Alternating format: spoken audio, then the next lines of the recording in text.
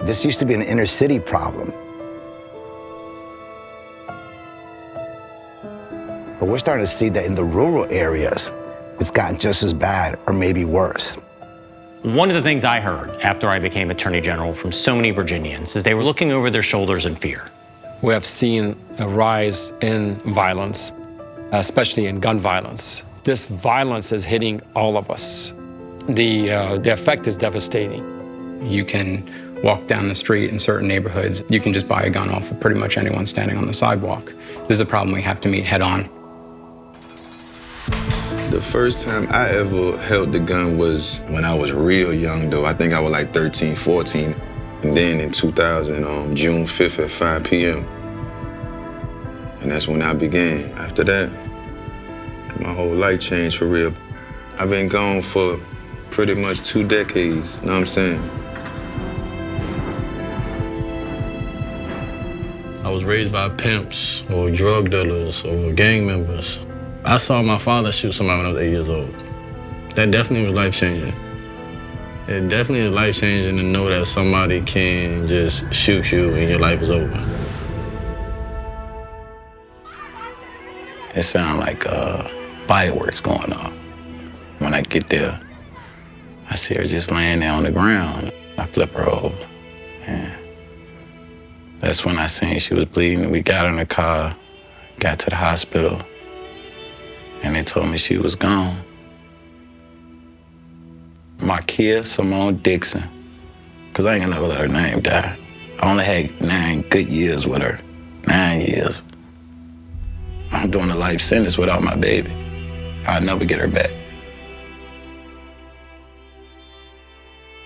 Never once did I ever expect to receive a phone call and hear that my son had been killed, senselessly murdered, trying to sell an iPhone.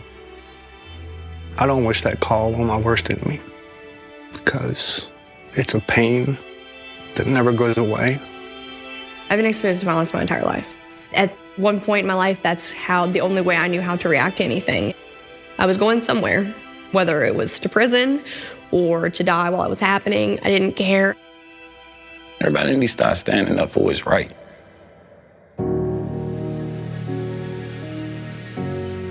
We launched Operation Ceasefire, and we're gonna have 2 parallel tracks. We're gonna have gang prevention and youth initiatives. Because for so many young people, if you ever talk to somebody who's been in a gang, their number one desire above all else when they're a teenager is just feel a sense of belonging. But then we have another parallel track, which is if you cross the line, if you're a violent repeat offender that is using guns in the commission of a crime, we're gonna hold you accountable. We're gonna prosecute you. So here I am, 19 years and some months later, you know what I'm saying? When you're in prison, a lot of people be thinking like, oh, he gone, he dead. I was on demon time from the time I came to prison because I ain't know who was gonna come for me for real. I was on some killer be killed shit. I've been incarcerated since 2005. You want to inform them people like, listen, if you do this, this, and this is exactly what's gonna happen. You're only gonna die or go to prison. I would rather be doing something with my friends in a positive light than being incarcerated. I think that really the community kind of holds the key to the gun violence answer. But at the end of the day, we have one thing in common. We want people to live a good life. We want people to be productive, and we don't want to see lives ended way too soon through gun violence.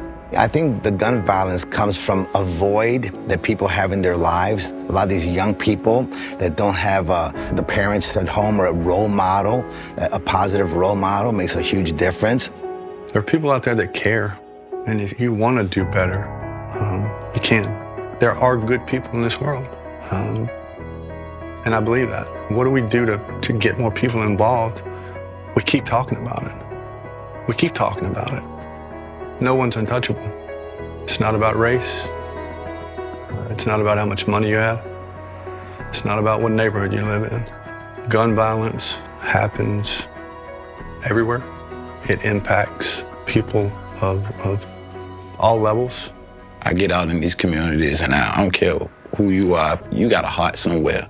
We're gonna have a conversation like, what's going on? Why are we doing this? Like, nobody's alone. We all in this together. We only strong as the next person that's with us. Cause your pain and your problems gonna be mine too.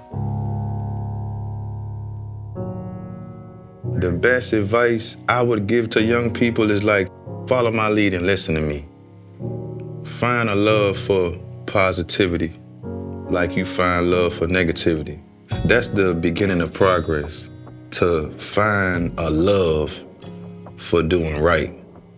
Communication is everything. Like, if we are teaching people to communicate, how to not be in these situations, then people feel like they probably don't have to use guns. A lot of my issues stemmed from feeling nothing and thinking I was nothing. You're worthy, and you are more than any circumstance that you've ever endured. You didn't come out of that to put yourself into worse.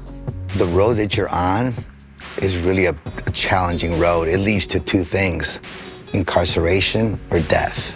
But it's still early enough for you to make a difference and make a change.